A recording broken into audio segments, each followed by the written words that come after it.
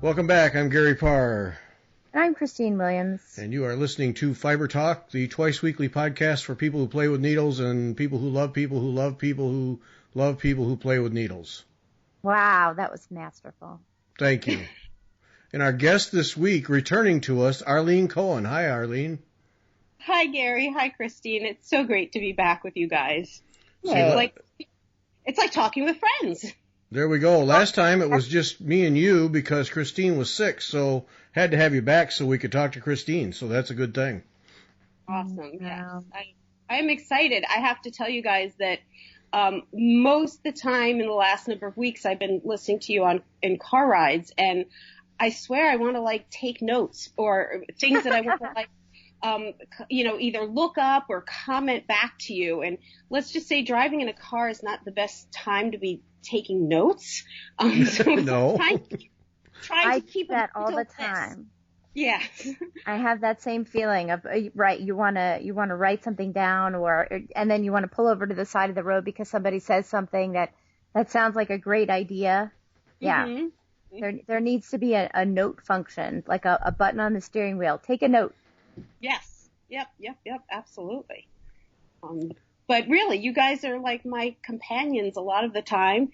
And I thank you for having me back and having this opportunity to talk stitching and talk about everything, because I love the world of people that are out there who are interested in all kinds of things. And that's what I've just loved about your shows, is that you've been really covering the whole world from cross stitch to canvas work to hand painted canvas to stores to designers to stitchers like me. So I truly love what you all have contributed to the stitching world that's out there. And I think it's just wonderful. And I know so many people that have so appreciated it. So thank you. Absolutely. Thank you.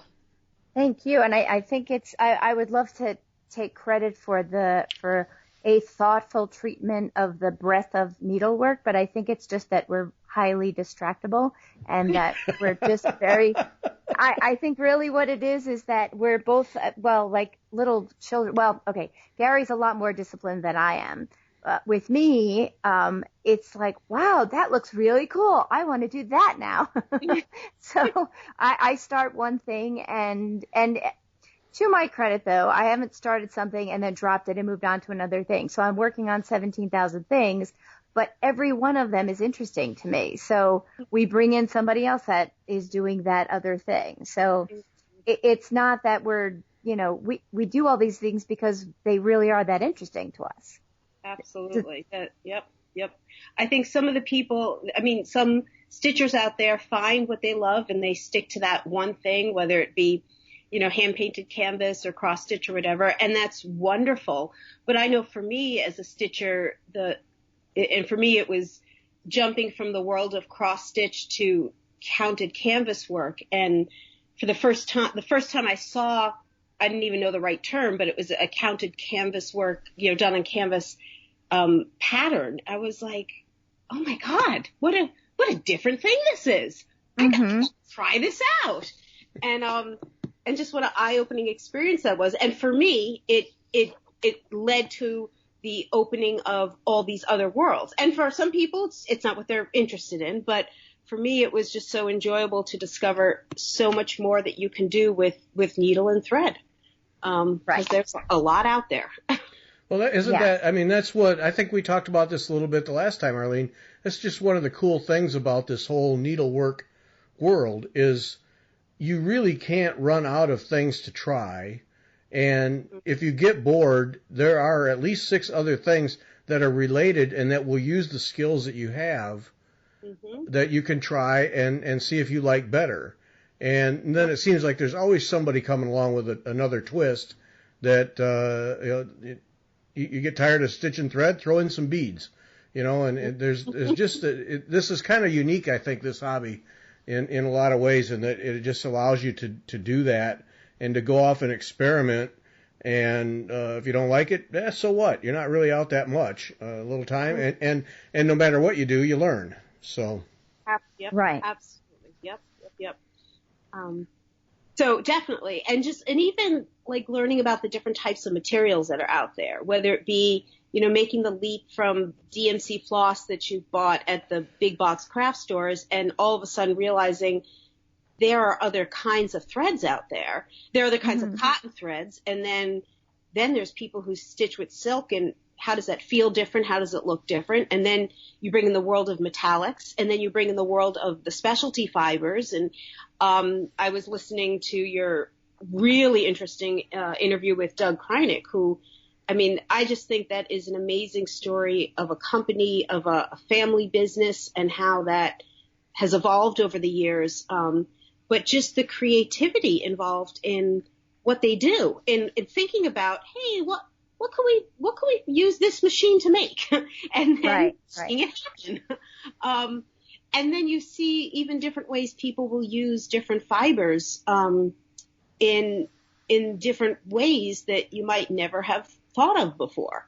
That there's so much possibilities that I just love. And then when you think you're like for me, you know, loving the world of all the different fibers and everything, and then so one of the things I definitely wanted to talk to you, Christine, about is a book, because I guess it might have been one of your recent midweek shows, and you were talking about some surface embroidery, I guess, or one of your embroidery projects that you're playing around with, and the whole concept of like an outline stitch, and then doing the short, long stitches over it and everything. So, so there's I mentioned this on a video quite some time ago. I have a book called Needle Painting Embroidery, Fresh Ideas for Beginners by Trish Burr.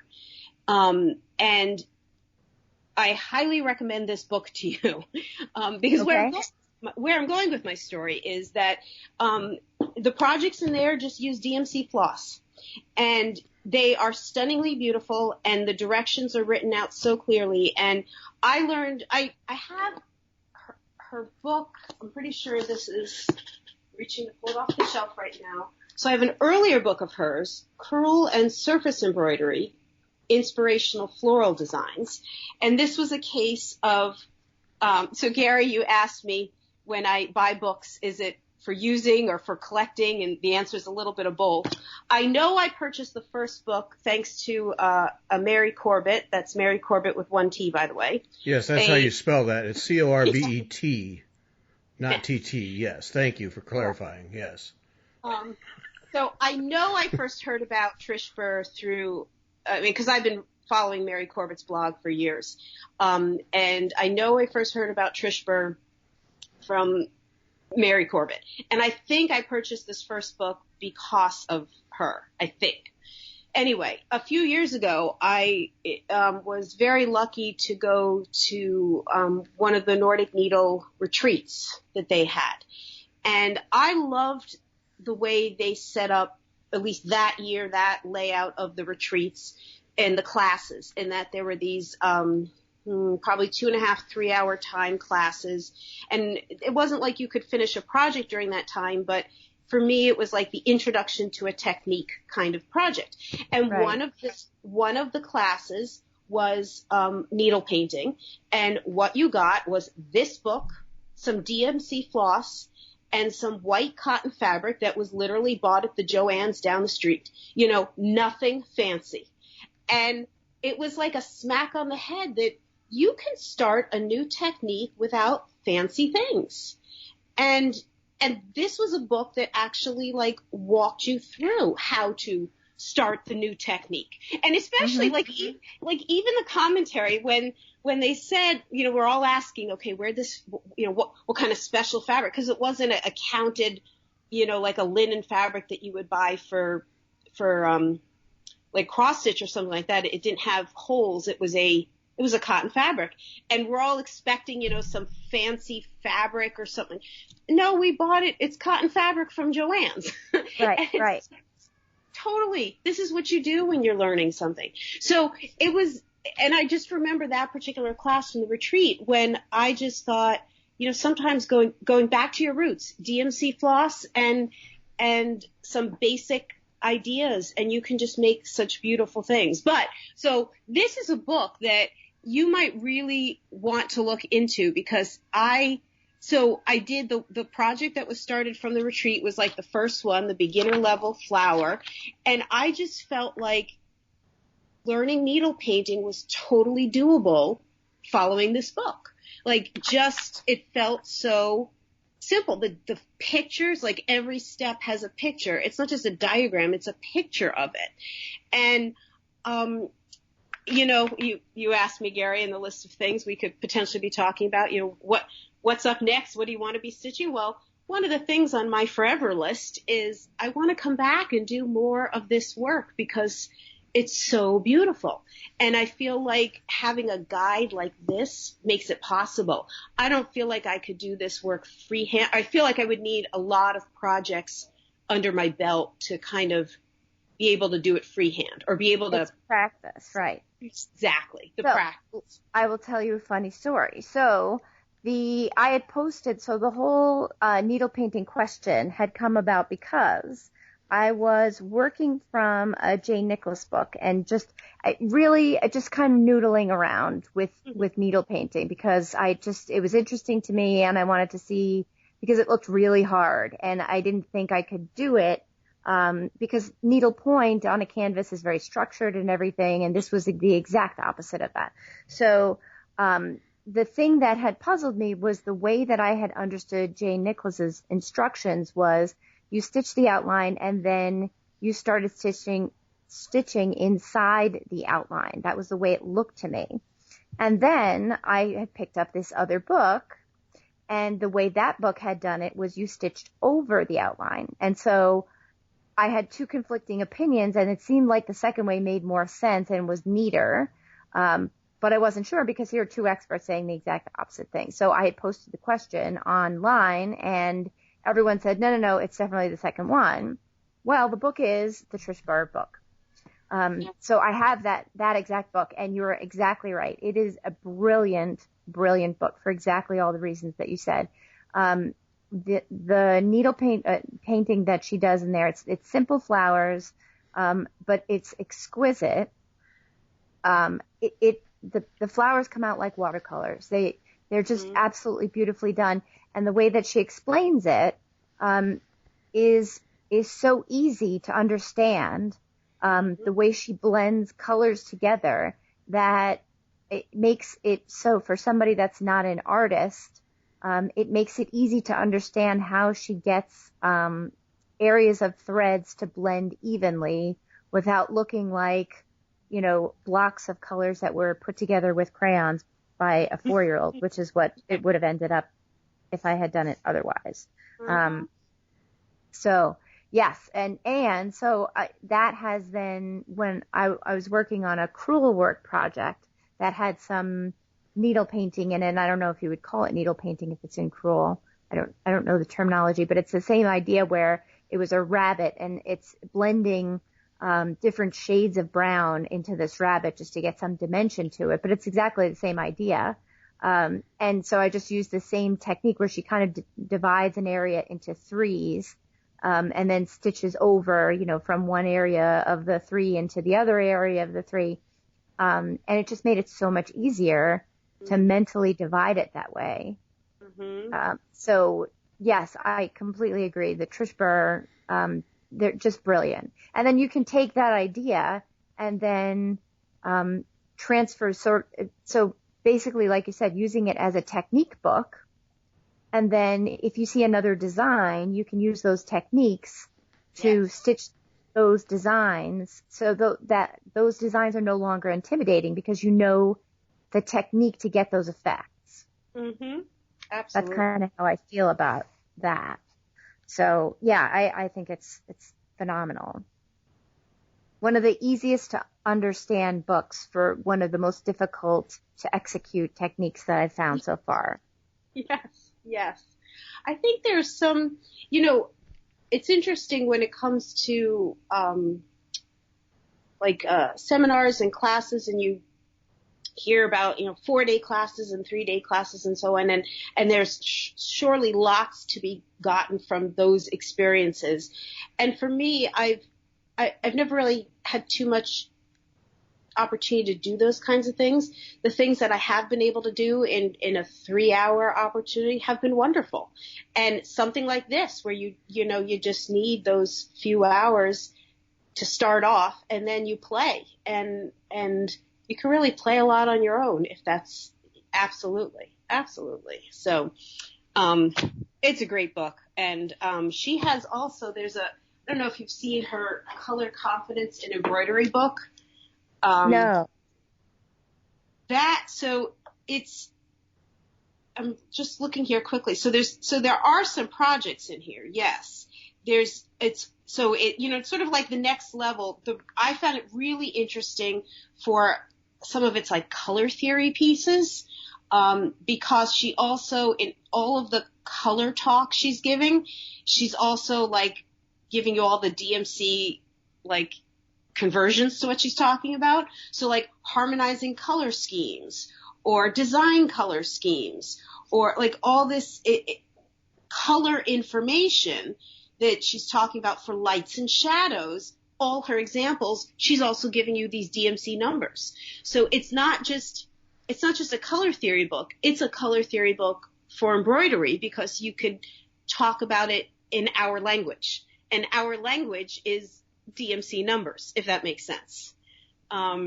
Which is just like just another little step in the whole, learning process. I know I've done some basic learning and reading and things about color theory. I know a color wheel. I know some terms, but I also know a lot of the time I just rely on what my eye likes, and I know that that's become so personal from one person to another, but there are times where it's really helpful to have a book like this one to just, I know a main color. I know what a color wheel tells me is, the triad or the complement or split complement or whatever.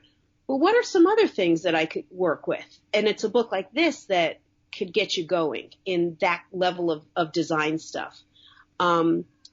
So that's another one of her. You guys should try getting her on. See if you could have a good conversation with her, because I bet she would have some really good things to say. That's my little Trish Burr book right there. Well, I've written to her several times and have not heard from her, so maybe she'll hear this and join us, because I followed her for some time, and I find what she does to be fascinating. I love her white work with color designs, where she just puts little bits of color in to a white work thing. I think she's just incredibly creative, and everything that I've read from her, I do not own one of her books, but everything I've read, you just feel that it's approachable. Everything she does is approachable and well explained, and so I'm glad to hear from both of you that even needle painting is explained, because those little bird things that she has, those little bird designs, I mean, they're incredibly realistic. It's really amazing what she does with just some thread and just some basic blending. And the way I've seen her, what her blog writings and things, it just seems like it really isn't that tough. It looks really intimidating. I mean, I'm with you, Christine. It's one of those things where I feel like I'd have to practice for months before I got anything that looked decent. But she makes it sound like it's really not that big of a deal. So I don't know, but I guess I need to get a book or two and take a run at it. So yeah, it's still difficult. Don't get me wrong. It's not. It's not. Okay. It's not the kind of thing that it takes practice. And I think it's one of those things where it's easy to get started, and it takes years to get really, really good at it. Because so for example, I think if you think of a flower petal, right, or just think of a rose, the way a rose goes together, to get a rose down where you fade a flower petal from the dark at the edge of the petal to the light on the inside, to get that to work, you could probably do it fairly competently, fairly quickly. But to get it to work in the exact way that a flower would be done naturally, so that there's some verisimilitude there, so that you'd look at it and say, yes, that looks exactly like the rose in my garden, to the point where it wouldn't look unnatural and catch your eye as unnatural. that level of competency, that's where I think it takes years, or it takes an incredible artistic aptitude. That's the part I think that is the tough part. And so one thing that I learned, so I'm taking an online Celeste Chalsani class in stump work. And one of the things that she had written, which I thought was one of the greatest ideas, and I would never have thought of this, was she was talking about, actually it wasn't even, I don't think it was part of the class. It might have been something on her website or something like that. She was talking about stitching flowers. And what she had said was this: when you're designing a flower, the way she goes about doing it is first she photographs the flower. So let's take something simple like a daisy, okay? So first she takes pictures of the flowers from all different angles, as many as she can, and then she takes it from the angle that she would like to stitch it.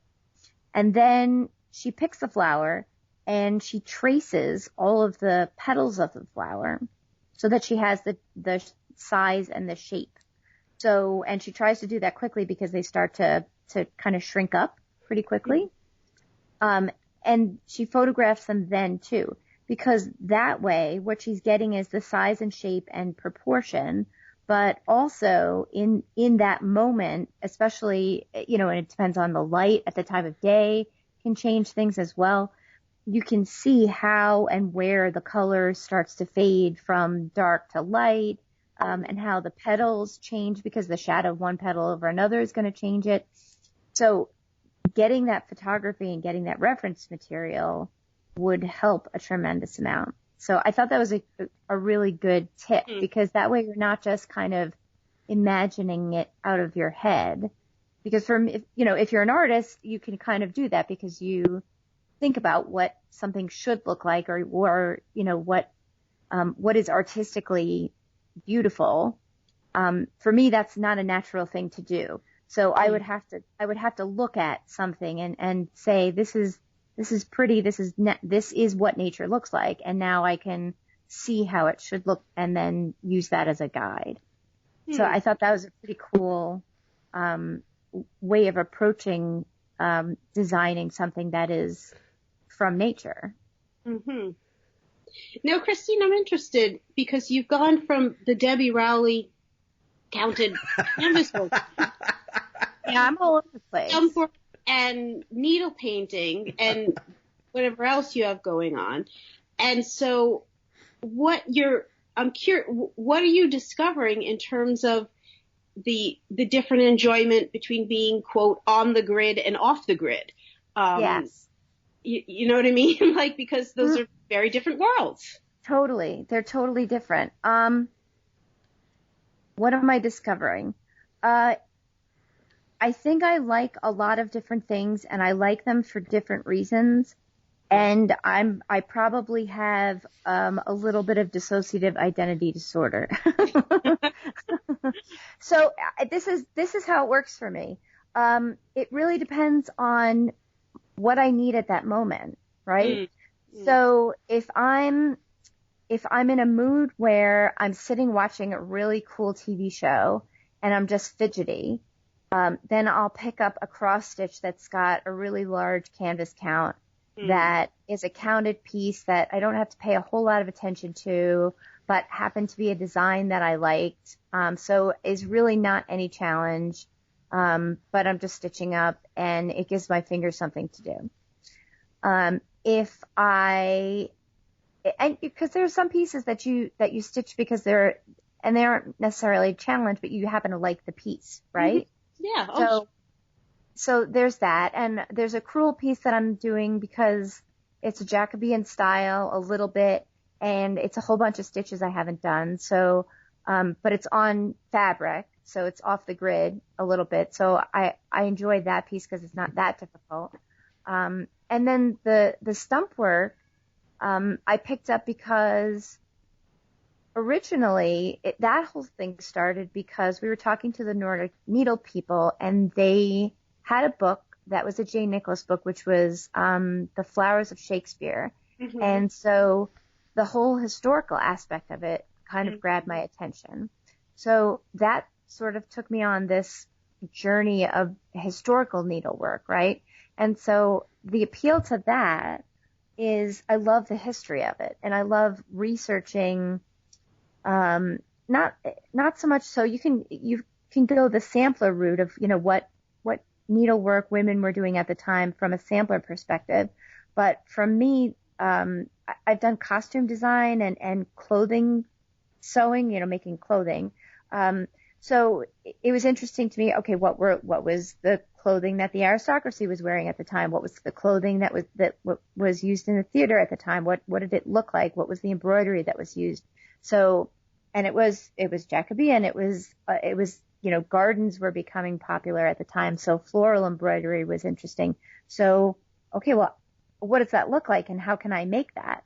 So then I started picking that up and just kind of noodling with it. So, and really I'm just on the cusp of that and started with it and said, this is something where, somebody walking me through it would be a little bit beneficial. And what do I think about it? That I enjoy from a sort of a research perspective, sort of learning about the history of it. And I do like being off the grid a little bit, because it's hard. Yeah. It requires a lot of discipline, and different kind of discipline. So canvas work requires discipline in technique. You're sitting with a laying tool and you're making sure that every thread is laid exactly properly with the right tension. This, you're making sure your needle is going in exactly the right place, and it's less about, the right tension, and it's more about you have to choose exactly where your needle is going to make sure that your satin stitch is exactly perfect. Or you're choosing where your needle is going to go to create the right blend. So it's a lot more subjective. Yes. So that's kind of interesting. And I like the idea that it's a little frightening, and frightening is kind of a weird word to use because, needlepoint, I know that if I work at it long enough, I will reach a point where I will be good at it, because really it's just a matter of doing it and doing it and doing it, and if I do it enough, and I concentrate, I will be able to do it well. The fear of it is entirely possible that I can work for 30 years and be terrible at it still, right? Because it does require some innate aptitude, right? Yeah. Well, so there's a little bit of that edge of like, I could really try it at this and really never get good at it at all. And I kind of like that. I like that idea that I don't know if I will ever be good at this. And so I don't know how it's going to end. Right. Well, the next level to take that kind of exploration is with Japanese embroidery. Have you looked into that at all? I'm trying not to, because I know what's going to happen. I've seen some classes and it's absolutely stunning. And so I'm intentionally looking away, because that and gold work are both really beautiful, and I need to look away, because otherwise I'm going to be spread too thin and I won't be able to, then I'll never know if I can be good at anything, because I'll not be investing in anything. Right. Yeah. So, go ahead. What I learned about Japanese embroidery, so what I discovered about myself is that I'm not really a happy stitcher when I'm off the grid. I've tried different things, and some of it is what you're saying, that I don't know if I would ever get to that level of perfection. And then it's also, if I'm not enjoying it that much, I don't want to spend that much time. And also what I think I could also say is that some of that side is actually covered through my lace work. That while there is still some grids and some depending on what kind of lace I'm doing. Some bobbin lace, there are those make decisions on how it looks depending on what tension and what thread and so on. So I guess I'm sort of covering myself with my bobbin lace in that direction. But overall, with my needlework, I realized I liked the grid more. But there was a period of time that I was looking into Japanese embroidery because I thought it was so beautiful. And I just thought I want to see what this is all about.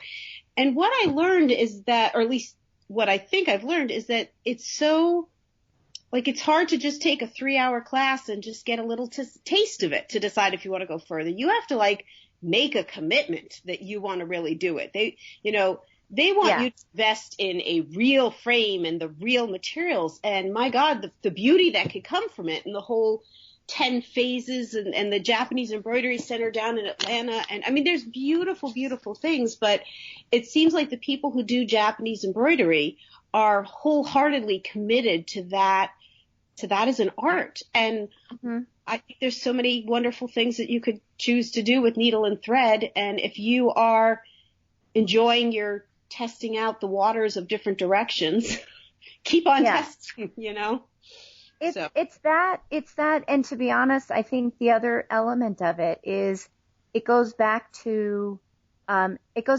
aesthetic of what do you like, right?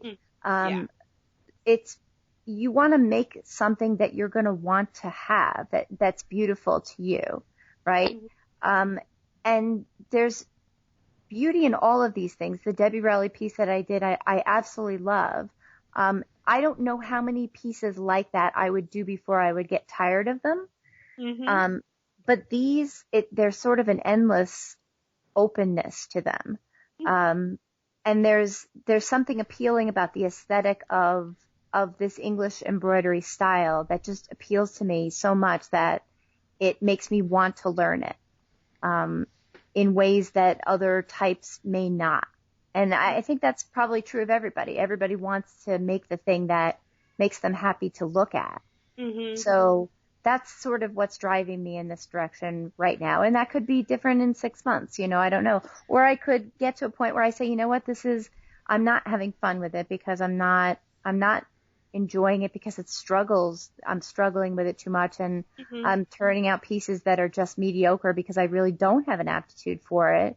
And I don't want to make mediocre pieces for the rest of my life. So I'm going to turn to something that I can, joyfully turn out something that I'm proud of. So who knows? But that's kind of the fun of this, is that I have no idea where it's going to go. And I'm perfectly happy there. So, that's fine. Yeah. Yeah. So I wanted to share with you infrastructure, because Gary asked about what I use and how I work. So, one of the things with your videos, we get to see your book collection, and we get to see the stuff you do. We never get to see where you work. And I with all the different things you do, I've just been really curious about what your workspace is like and what you do. And I mean, everybody has an innate curiosity about what tools other stitchers use, but I've really been curious about yours just because you do such a variety of things.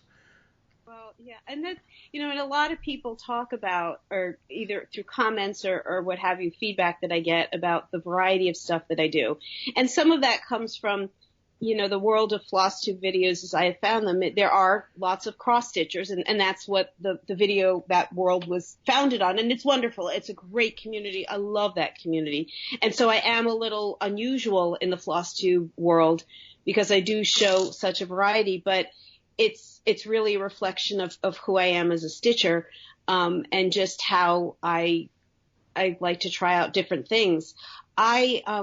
Where I'm sitting right now is exactly where I do my videos. I have like a loft space, and it's sometimes I refer to it to myself as a loft, but it really is like a studio space. But that said, I don't stitch up here, or if I'm stitching up here, it's some very specific reason why I have to be sitting here at a table. This is where I do my bobbin lace, because I need to sit at a table doing bobbin lace. So like, where you see me on my videos is exactly where I am when I'm working on lace. Where I stitch is downstairs on the couch, on the side of the couch, and I use a stand. I'm trying to think, like I was trying to like date this. I've lived where I live right now since 2008, and I know the stand that I have right now I had for probably a good 4 or 5 years before I moved here. And before that, it was I'm trying to think back, because I certainly was stitching before that. And before that, I was probably using hoops and there was a period of time, for quite some time, I was using the cheap wooden kind of stand that you could get at a Michael's, that basic, simple, put together stand. And I used that for a few years. It served my purpose. I am a very practical kind of person. I don't feel the need to upgrade my life, whether it be the newest gadget, the newest technology, or even the newest floor stand. If something's working for me, I use it. And so I had this, wooden thing that I got from Michael's that I used for years. And the scroll frames I used for that period of time were probably the kind of things you got at a Michael's or a Joann's, where I think I probably had to stitch onto the ends, maybe something like that. I forget how those were, how you had, like, so scroll frame where you had, you rolled up your fabric, like linen fabric, and you had to somehow attach it on the end. I don't think I stapled. You mean the canvas tape thing that you would baste it on? Yeah, I think something like that. Yeah. I can't even think that, like, in my mind, the cheap kind that you can buy at the big box stores. So somewhere along the line, I just decided, and it might have been influenced by at the time, the local needlework store that I had. I really liked it was a husband and wife that ran it. The wife was just so supportive of me as a stitcher.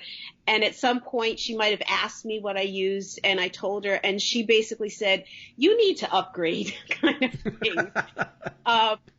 And I was trying to think really hard how I came to what I used, and it literally might have been an internet website, web search, a Google search. It might have been she suggested it. I honestly don't remember.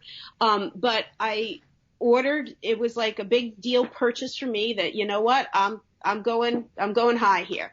So I had to look this up because I knew it had something like a deer, but it wasn't deer. It's gazelle. So it's artisandesign.com. The company is still around. So like I said, this stand I have been using for 2008 plus 4 years beyond that. I mean, good number of years I've been using this stand. And the company, it seems like a small family run business that makes these. On their website, they also make scroll frames that have a really great way to, like, you don't need to baste in. They have this like locking system with this little piece of wood that you just put your end of the fabric in, and then you put the extra little piece of wood, and then you roll it, and it's tight. I mean, it has worked for me for years. So I bought the stand, I bought the little tool tray, I bought the, chart magazine holder, and then I bought the scroll frames. I think there was like 3 different sizes, like a multi-pack. And that was like one of the best gifts I gave to myself, because I have used that system for years. So I sit on the end of my couch. The old place where I lived, where I sat on the end of the couch, was right underneath an overhead light. So that was direct light, which is fine. But when I moved here, it was, one of my first purchases here was, okay, time for me to get an OttLight. So I use an OttLight, floor stand OttLight when I'm stitching down there. And I'm usually sitting cross-legged on the couch for a period of time. And then eventually my legs kind of wander in other directions.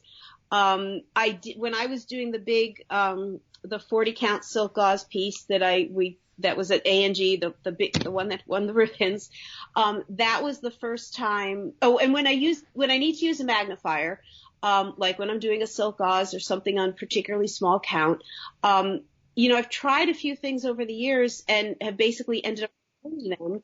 What I've relied on is a clip-on magnifier that I clip on to part of my stand. It actually clips on to where sort of the side of where the pattern can be held. And it just works well. I've tried separate floor magnifiers. I've never been able to get them at the right height, the right level, the right whatever. That actually the OttLite that I purchased came with one of those magnifiers that you could also put on it. I've never used it. It just doesn't work in the setup that I have. When I was doing the big 40 count silk gauze, that was the only time that I ever had a problem that it wasn't quite shadows.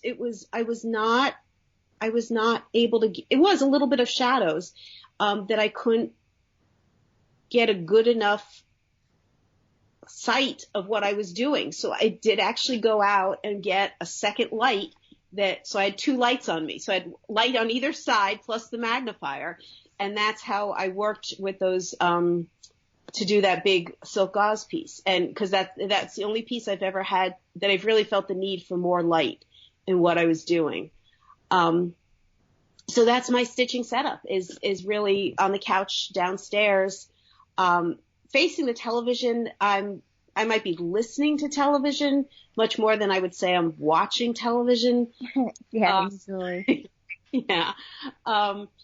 And that's just, it's the comfort zone of being there. It's, Christine, you said this again, I think it was last week's midweek show, but they all mushed together to me. But one of the recent midweek shows you were talking about that power, and I've known this for years. It's that when I'm stitching and it calms me down, and there's such power to that, and it's needed. And when I can't do it for whatever reason in an evening or something, I feel it. It's not a good evening. There are times where I know I should be going to bed, but I will, try to just put in one strand or one whatever and then of course the problem with that is that one strand is not enough. I want to do more. Because, what I say to lots of people, everyone has their thing, whether it be meditation or gardening or playing with their kids or whatever it is that gives you what you need. And for me, it's stitching. It's putting in needle and thread through fabric, through canvas. It's doing that creative process. And on whatever level, whether I'm following someone else's pattern, whether I'm designing something myself, there is something about that just makes such a difference, and it's needed. And so the setup that I have just works so well for me. Every so often on one of the Facebook groups, like particularly on Needlepoint Nation, there's always someone who's every so often posts, hey, give me your suggestion for stands. And I see what people are using nowadays. And I'm like, you know what? Mine works so well. I have there's no reason to even look at something different. There was about 2 or 3 years ago, the clamp. So it's got a side clamp, which clamps to the scroll frames, but I also have these little, you need to kind of look at the website to see what I'm talking about, but these little wood pieces that I attach to it so that when I'm working with stretcher bars, so I'll use, and I don't use fancy stretcher bars. They're Evertights, which are what I refer to as the fancy stretcher bars. And for some people, they swear by them. And great. I have the cheap stretcher bars. But because those are flat, 90-degree angle flat things, whereas the scroll frame sides that I have are an angled thing. So the clamp is made to hold those angled thing. The clamp also works very well with Q-snaps. But then if you need to put in a flat thing like stretcher bars, you just attach these little wood things with like a rubber band kind of thing, and boom, the stretcher bars stay in there perfectly well as well. So it's a great system, and it's worked for me for years. And then it was just like 2 or 3 years ago, the clamp I noticed started to have a little crack, and then the crack got bigger, and all of a sudden I realized it broke. And I'm like, I mean, I didn't use duct tape, but it was like rubber bands and all kinds of stuff to hold the thing together. And I had pretty much convinced myself, all right, I think it was like a mom and pop shop. There's no way they could still be in business, but yet I had to like figure out the name of this thing. Yes, the website was still there, and yes, they were still in business, and yes, I could buy a new clamp. So I was a happy camper that I could still keep on using what I had. So I highly recommend it for anyone who's on the lookout for a floor stand or needing, or the scroll frames. I mean, the way this system works, I get a really decently tight, when I'm working on like a linen fabric or cotton or whatever, even weave of any kind, I've had no problems with tension. It's exactly because of the way you tighten it. It's just a great system. So it works well for me. I like it. But isn't that, that's how it works though. Once you, especially in this hobby, once you find a tool, whatever it is that works for you and that you like and is durable, then you don't even bother looking for the latest and greatest. It's just, this is what I'm comfortable with. This performs. And if something breaks, it's not, well, I guess I'll buy a new stand. It's how can I fix this, or how can I replace it so I don't have to buy a new stand because I don't want to, because I like this one. Absolutely. And I got to believe if we surveyed 100 embroiderers, they have one hoop that is their hoop that they've used forever. And and they're not giving it up. They bought a good hoop and they're not giving it up. And I think that happens a lot.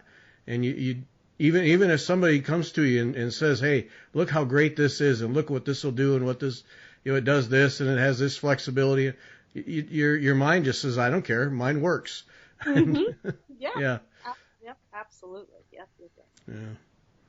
Yep. So there you go, Christine. She's on the couch just like you. Yep. Yes. So I was going to ask you, how does that work with, because I know some of the stands have a leg that points towards you for stability. So if you have a chair that has like a recliner that has a footstool, or the couch that goes all the way to the floor, it doesn't really work that well. So how does yours work? So it's so funny that you asked that. So because I was trying to poke around and make sure I had the name correct when we were talking, I was on their website. So they actually have the one I own is called a Gazelle. They have a second floor stand that the leg is different. So mine, when I swing it toward me, like I swing it away when I'm getting up for the night, but when I swing it toward me when I'm sitting and working, there is one leg that actually goes under the couch, and the other is like perpendicular to it. But they have a different floor stand that does not require a leg to go under a couch or a seating. So because if you have a chair or whatever that would not allow you to put something under the couch, I forget what they call their other stand, but basically they've made the bottom different so that you don't need that. But it reminded me of when, so again, this is when I lived in my old place. And, so I already had the stand, but I was buying a new couch.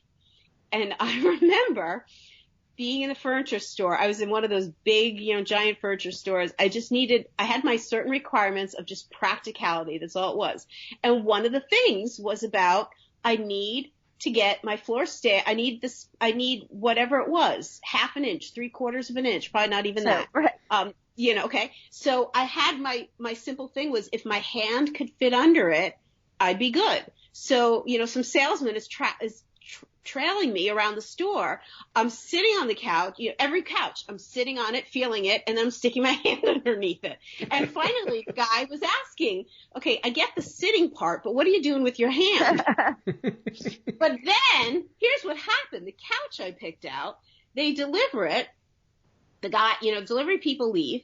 And then I go to sit down. It's all comfortable and anything. I go to bring my needlework stand over, and it doesn't fit underneath it, because I had misjudged the whole thickness of the carpet. And I had this momentary, oh my God, what am I going to do? And my solution was, I'm going out to Home Depot right now and I'm figuring out what I'm going to do.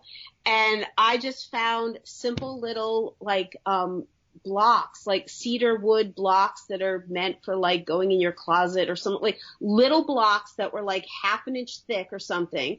And I put them under each leg of the couch and I was good to go. I just literally needed a little bit more room to make it fit. But that's my couch story of how to make the floor stand work. And actually where I live right now, the carpet isn't an issue. So I don't even know what happened to those blocks. But, so all this to say is that, yeah, you need to take into consideration whether you need something to go underneath a couch or your sitting chair, whatever. This particular company offers 2 stands, one, and you need to look at the bottom to decide what makes the most sense for you. That's the short version of it. So, yeah. Cool. All right, All right, Christine. well, there you go. One more stand to look at between the Millennium, now this one. Yep. Yeah, see, and I what do I have? The L's, what is it? Oh, I knew I'd forget. But the one I have has a flat metal plate. Mm-hmm. Oh, I hate when I forget that. And the way I'm set up, normally the plate would be toward you so that the weight of the stand of the needlework would make it lean on the plate. But the way I have mine set up, that doesn't work. So I had to turn the plate away from me, the foot plate.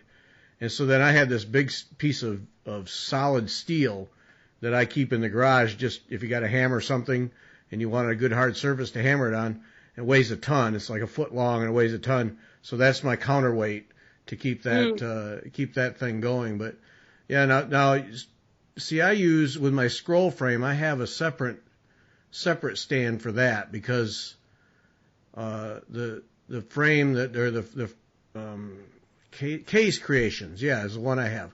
That one doesn't hold a scroll frame properly, and so then I have a conventional wooden one that I modified and put arms on that my scroll frame rests on. So that works for me. So I end up with 2 stands.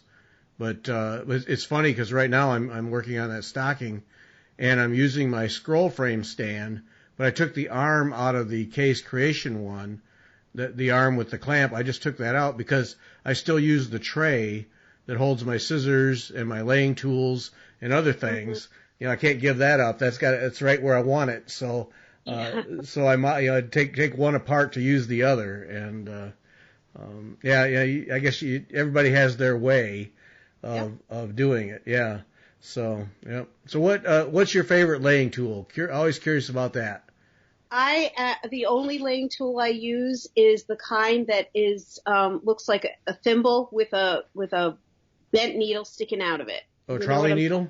Trolley needle kind of thing. Really? Okay. All right. Now I have one. I can't make it work. And I know Debbie Rowley, that's all she uses. I can't make it work. Drives me nuts. So, what finger do you put it on? Item 1. Okay. So I put it on my pointer finger. I don't use my thumb. So I put it on my pointer finger. And, and I don't know what else to say. I put it on my pointer finger, and that's the only place I've ever used it. It's always this conscious thing when I have it on so that I'm not like trying to scratch my nose or something when I have it on. Because things could get dangerous.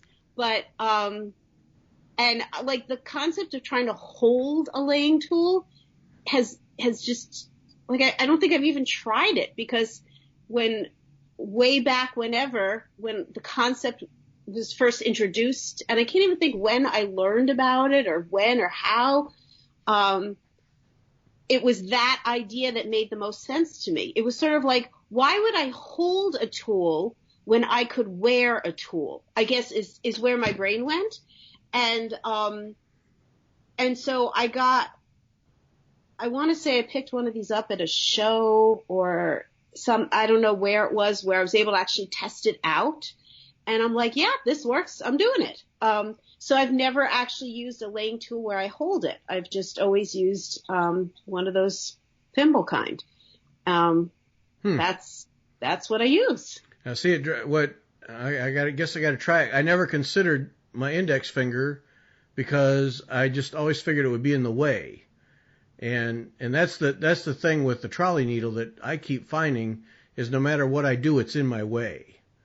Huh. And so what works for me is just a conventional laying tool, and I don't even really know what I do with it with my hand.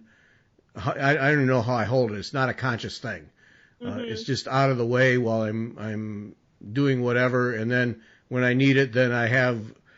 Yeah, it's one of those things. I guess I should pay attention to what I do with it, because it's always in my hand. I mean, I use it a lot, but I really now that I think about it, I don't know what I do with it, how I hold it. I don't know, but that works for me. But now I always feel like the trolley, for this very reason you gave, the trolley needle makes a lot of sense, because why not wear it? Then you always know where it's at, and. But I just haven't been able to make it work, so now I got to try it now, because I buy these things because it does look like it makes a lot of sense. And the only time, like there are times where I'm using it, and I could even tell you without sitting in front of doing something, where a certain direction gets very awkward. You know, whether it's I can't think whether it's going right or going left, diagonally, up, whatever, certainly horizontally and vertically, perfectly fine.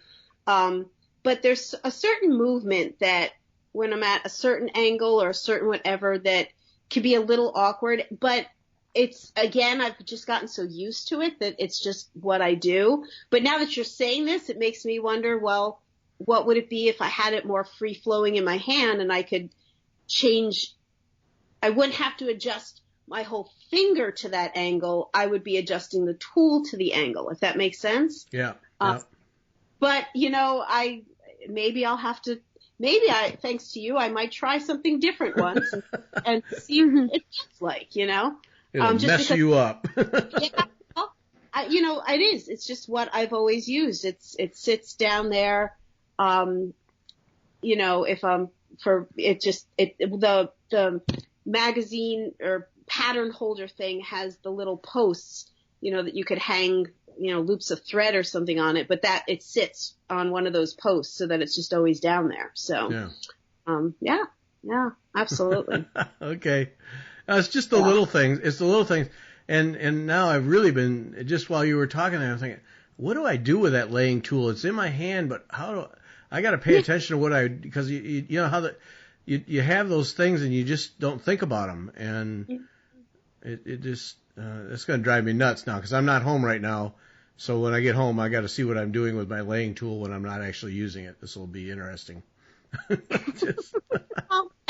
That's like any time you return back to something you haven't looked at in a while and you think, what did I do with this? Or how did I use this? Or how, it's that pause of sort of natural rhythm of something you're just so used to, but then you haven't seen it in a while. It's like, what is this for? What do I use it for? It's, absolutely. So. Yep.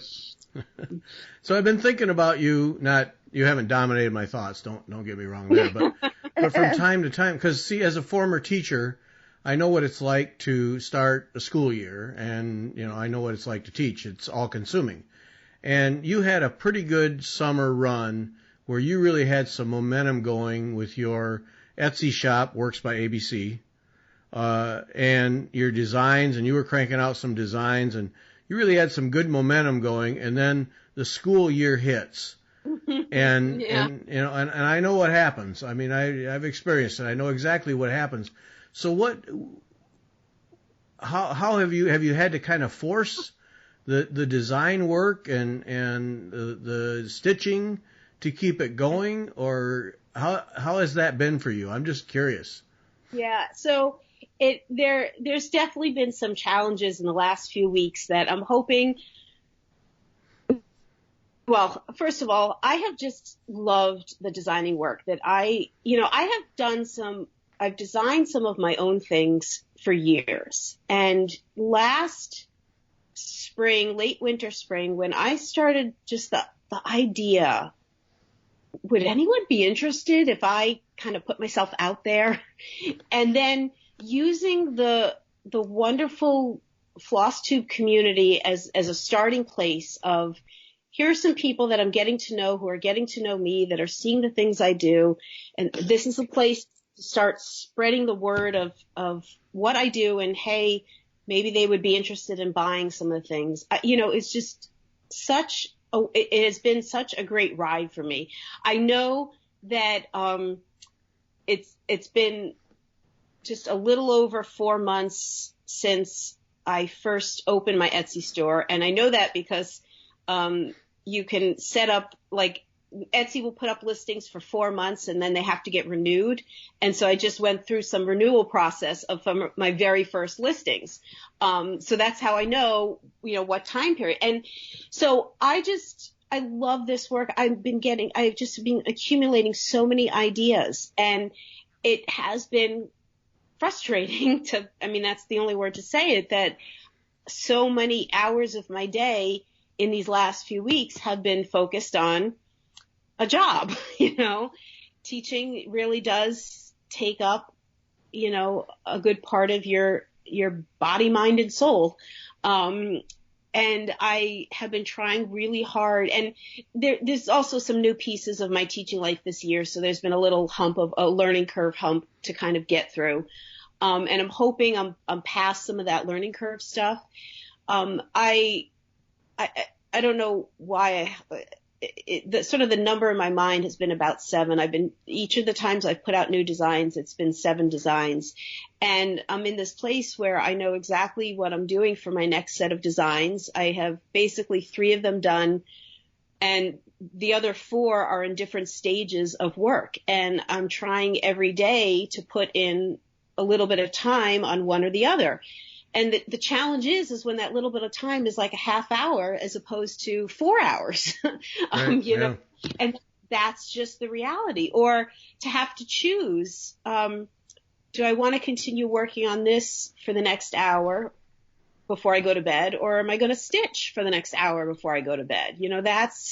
That's what I've spent some of the past week or so making a decision like that. And that's where it's definitely been, it's like, oh my gosh, I just want more hours in the day, because I so badly want to be spending more time just getting these ideas out, or even, simply put, getting these ideas out. I showed in a video, 2 videos, or whatever it was, I was showing a little pin cushion that I made, a red and white pin cushion, and I have it sitting right in front of me here. It was something I designed, and it was the inspiration came from seeing this amazing quilt exhibit in New York City in 2011. And it was on my long list of things to show on a floss tube video when I get around to it. And that was a video. It was coming out for whatever reason. It was inspired that particular video. And I was literally holding it in my hand and I said out loud in the video, and it's mostly cross stitch. Like, it just occurred to me in that moment on the video, I'm like, I could turn this into a pattern. It had not occurred to me. I have all the graphs, which were done in pencil and paper. I have everything that I did to create this. And then so many people commented on that video. Any plans to turn that into a design kind of thing? I'm like, yes, absolutely. So this is a rare case where I actually have the finished product in my hand, and I just need to create the pattern that I can offer to sell, because this is something that people have said, wow, that was really cool. I would love to make that. And I just need to find the time to put it all together. And also, this is one of the things that I have loved and people have commented on, that most of my designs, there's a story that goes with them. There's something to be shared. And that's what I think is so interesting when it comes to needlework patterns, whether they be cross-stitch, counted canvas, whatever. When there's something interesting about the inspiration for a pattern. And so for all of mine that there is a story, I have shared that inspiration, and it's often been, shared not only in a floss tube video, but shared in the pattern that a person is getting.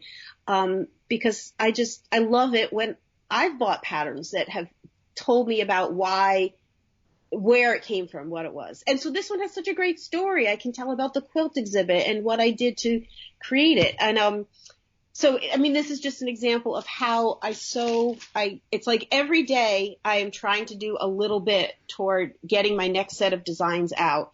And it's just that those number of hours are just stretched out in more days than they were during the summer. Right. Yeah. Well, that's what, whenever anybody talks about teaching and talks about summers off and, all the holidays, and you're done in the middle of the afternoon, and my response to them always is, you have never taught, have you? And well, no. Okay, well then stop right there, because you don't know. Go to a high school ball game, and you can always find the teacher who's on supervision duty, because that teacher's sitting at the top of the bleachers with plenty of space and stacked papers all around them, grading quizzes or tests while doing supervision, because those are 2 or 3 hours in the day where that can be accomplished, because there's a lesson plan to write at night or preparation for the next day's classes or any number of things. And so then I think about you, and I can imagine you're just itching to design and itching to put these things out, and I know you can't get the time. I just know you can't. And you think, oh, the weekend's coming. Yeah, well, I got plans for classes next week, and I need to get that lined up. And at some point, I would like to sleep a little bit. And pretty soon it's Sunday night, and you're at it again. Yeah. So you have all my empathy. I'll tell you that. Well, thank Arlene, you. what's your Etsy store? So my Etsy store is Works by ABC. My initials are ABC. When I first started teaching, I had like a book bag from like LL Bean or one of those places where you get embroidery. And so many people like made a comment, "Oh, how cute. Your bag says ABC." And I'm like, nope, those are actually really my initials. It's not just a teacher thing. And so, so Works by ABC. I have all my patterns. I offer both as PDF downloads as well as a paper pattern that I will mail out to you. And the feedback that I've gotten from that has just been so positive, because people like it both ways. And there aren't too many places on Etsy. You get lots of PDF options. There aren't too many places on Etsy where people will mail you the patterns. And I've loved the interactions with folks. Most of my patterns right now are cross stitch, and that's just, it's the factor of, it's what I can, it's back on the grid. It's what I can do. It's what I can picture and graph the math side of me, the graph paper and pencil side of me. It's what I can design as its easiest stage. That said, my maybe not the best seller, but certainly high up has been the canvas work designs that I've started. And I've started that, the 2 that I have out, and the 3rd one, which I'm working on right now, I particularly did to be beginner canvas work designs. So, does not need or require in any way use fancy threads. They are specifically designed to just use DMC floss. There's the way I look at it is that there are plenty of designers out there in the counted canvas work world that do amazing, large, wonderful projects with 10 different threads, like Debbie Rowley, like these amazing things. And what I think there might need to be a little more of is the people who are not like Christine, who want the little baby step before they jump 10 feet deep into a big project. Or the people who don't have access and, really don't want to, who just want to try something out in a small way. And I have just loved designing those canvas work pieces. And the feedback that I've gotten from folks who have done them is just, especially those who've never done anything like that before, is just what a great opportunity it was to try something like that. So I want to keep expanding. So many people have also commented that I have such variety in my designing style. There's some designers out there, whether they be cross stitch, whether they be counted canvas work, whatever, that have a certain style, or they have series and whatever. And I don't have a certain style because I'm doing so many different things. And that's okay. That reflects who I am as a stitcher as well. If you were to look at the walls around my home, you would see the variety of stuff that I've stitched over the years, and that's the variety that I like. So my designing work reflects that I really am really trying to find all different directions. And I would love to find ways to grow as a designer, to grow in how to get the word out. How do designers do this? Like, I've been trying so hard. Is there some sort of network out there? Is there, and I really want to, when you find something that you're feeling really passionate about, you really want to pursue it. And so this is where I'm really trying to find the ways in my life to, how can I pursue this? Because it's just meant a whole lot to me. And again, a lot of it comes from the positive feedback that I've gotten that has just meant the world, and that really makes a difference. So, absolutely. Yes. Yep. So. All right. We got to stop.